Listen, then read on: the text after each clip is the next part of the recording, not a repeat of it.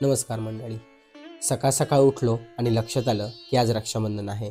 लगेच तयारीला लागलो. तयारी लागल्यानंतर पहिला कॉल मुन्नाला केला. मुन्ना मुंबईतून नुकताच आला होता, तरी तो माझ्यासाठी पुन्हा बाजारात यायला तयार झाला. शेवटी आम्ही फायनली बाजारात पोचलो. दुकानातील गर्दी पाहता लक्षात येत नव्हतं नक्की सुरुवात करावी कुठून. आणि सुषमाताई मला नेहमी रक्षाबंधनला राखी बांधतात, म्हणून त्यांच्यासाठी खास या राजलक्ष्मी साडीमध्ये मी साडी घेण्यासाठी गेलो.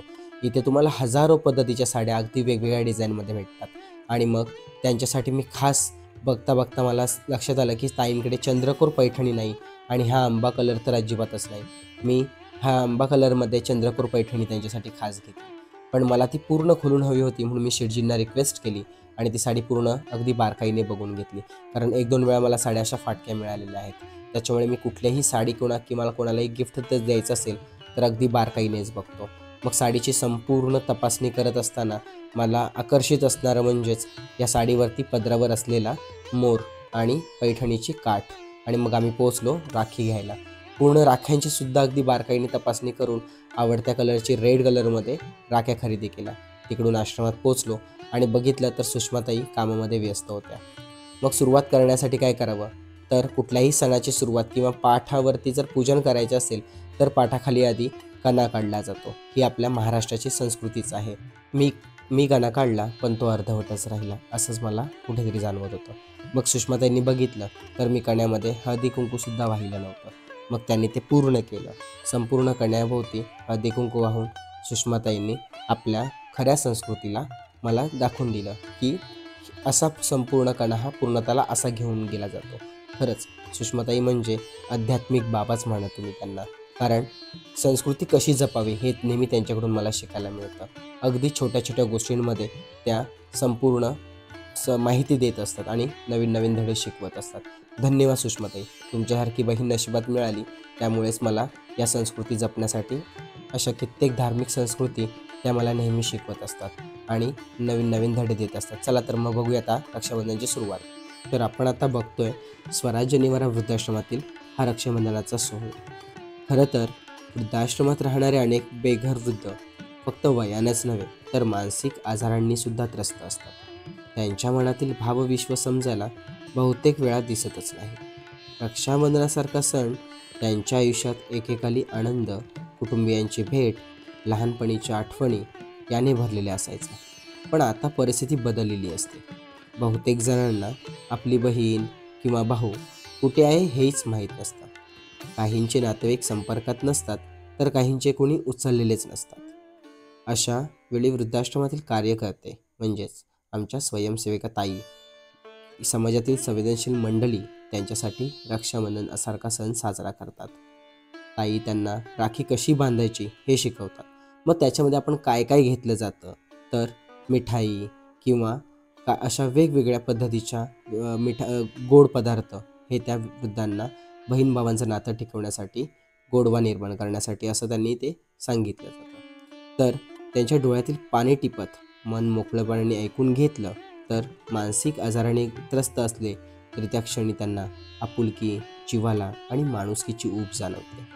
काही वृद्ध आपल्या लहानपणीच्या बहिणींच्या आठवणी सांगतात, तर काही शांतपणे राखी मनगटावर बांधून घेतात आणि शब्द न उच्चारता डोळ्यातून प्रेम व्यक्त करतात.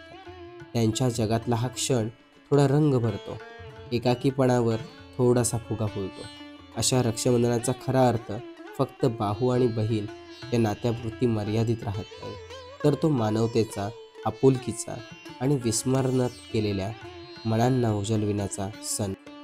वृद्धाश्रमातील बेघर मायमाऊलींच्या आयुष्यात रक्षाबंधनाचा दिवस एक वेगळीच भावना घेऊन येतो. एकेकाली आपल्या मुलांच्या, नातवंडांच्या हातून राखी बांधून घेतलेले दिवस त्यांनी अनुभवलेले असतात. घरातले उत्सव, गोडधोड, हशा टवालकी यांची चित्र त्यांच्या मनात अजूनही ताजी असतात. पण आता वास्तव वेगळं आहे. ना घर, ना आप्त, ना आपल्या हातावर राखी बांधणारं कोणी. अशावेळी वृद्धाश्रमातील संस्थापक किंवा काळजीवाहू असणाऱ्या सुषमाताई या किंवा इतर समाजातून येणारी लोक ही त्यांच्यासाठी राखी आणतात. मग वृद्धाश्रमातीलच राहणाऱ्या इतर बहिणी म्हणजेच तिथे राहणाऱ्या स्त्रिया ह्या इथल्या पुरुषांना ओवाळतात, त्यांना मिठाई खायला देतात तर कोणीतरी प्रेमाने गला भेटही घेत. त्या क्षणी त्यांच्या चेहऱ्यावर उमटणारे हसू, डोळ्यांत उभे राहणारे पाणी, दोन्ही गोष्टी अगदी मनाला भिडतात. काही मायमाऊलींच्या आठवणींमध्ये त्यांच्या भावंडांचा चेहरा तरळतो, तर काही जणी आपल्या मुलांच्या आठवणीत हरवून जातात. पण त्या क्षणापुरत्या का होईना त्यांना पुन्हा एकदा कुटुंबाचा स्पर्श जाणवतो, माणुसकीची ऊब मिळते. अशा रक्षाबंधनाचा अर्थ त्यांच्या दृष्टीने फक्त राखी बांधण्यासाठी नसून एकाकीपणावर प्रेमाचा धागा गुंफण्याचा असतो. तो धागा रक्ताच्या नात्याचा नसला तरी मनाच्या नात्याचा असतो आणि हाच त्या दिवसाची खरी भेटवस्तू ठरते. धन्यवाद. खरं तर आजचे रक्षाबंधन करता मला एक कविता आठवली. मनगटावर आज पुन्हा बांधली एक राखी, मनगटावर आज पुन्हा बांधली एक राखी, ना ती मुलगी ना तो मुलगा, ना ओळख जुनी काही. अनोळखी हातांनी दिला जिव्हाळ्याचा स्पर्श, अनोळखी हातांनी दिला जिव्हाळ्याचा स्पर्श, एकाकी मनाला मिळाला क्षणभराचा हर्ष, एकाकी मनाला मिळाला क्षणभराचा हर्ष. डोळ्यांत दाटले पाणी, अरे त्यांच्या डोळ्यांत दाटले पाणी, आठवणींनी घेतली हाक, डोळ्यांत दाटले पाणी, आठवणींनी घेतली हाक. लहानपणीचा भाऊ घराची तिची पाख, लहानपणीचा भाऊ घराची तिची पाख. जुने दिवस मनात, अरे जुने दिवस मनात उलगडले चित्र सारे, जुने दिवस मनात उलगडले चित्र सारे. पण आज इथे प्रेमाचे नवे धागे विणणारे, पण आज इथे प्रेमाचे नवे धागे विणणारे. रक्ताचे नाते नाही बरं का, नीट लक्ष द्या, रक्ताचे नाते नाही तरीही जपली माणुसकी, अरे रक्ताचे नाते नाही तरी जपली माणुसकी. रक्षाबंधनाने जोडली एक हृदयाची दोरी खरी, रक्षाबंधनाने जोडली एक हृदयाची दोरी खरी. या धाग्यात आहे ऊब, अरे या धाग्यात आहे ऊब सांत्वनांनी प्रेम, या धाग्यात आहे ऊब सांत्वनांनी प्रेम. बेघर मायमाऊलींसाठी हाच आहे जगण्याचा नेम, बेघर मायमाऊलींसाठी हाच आहे जगण्या. आज राखीचा सण पण ना कोणी सख्ख, आज राखीचा सण पण ना कोणी सख्ख. मनगट रिकामं मनात एकटेपणाचं दुःख, मनगट रिकामं मनात एकटेपणाचं दुःख.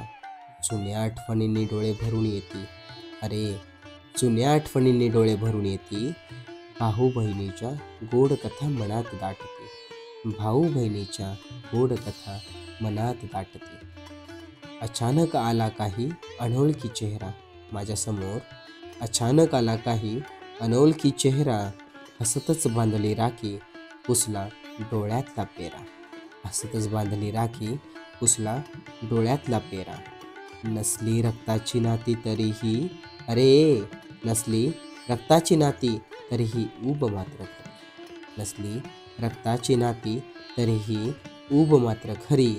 त्या क्षणी वाटलं पुन्हा मिळाली आपलीच परी, त्या क्षणी वाटलं पुन्हा मिळाली आपलीच परी.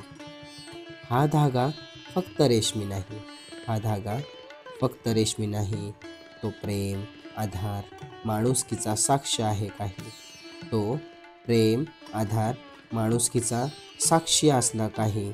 बेघर मायमाऊलींसाठी हा दिवस खास, बेघर माऊलींसाठी हा दिवस खास. एकाकीपणावर उमळतो नात्यांचा सुवास, एकाकीपणावर उमळतो नात्यांचा सुवास. राखीचा सण उजाडला पण घराचा पत्ता नाही, राखीचा सण उजाडला पण घराचा पत्ता नाही. भाऊच्या आठवणीशिवाय मनाला दुसरं काही छाया नाही. कधी कोणी विचारलं नाही आज राखी कोण बांधेल, कधी कोणी विचारलं नाही आज राखी कोण बांधेल. मनगटावरचा रिकामा वसा जणू शांतपणेच पोळेल.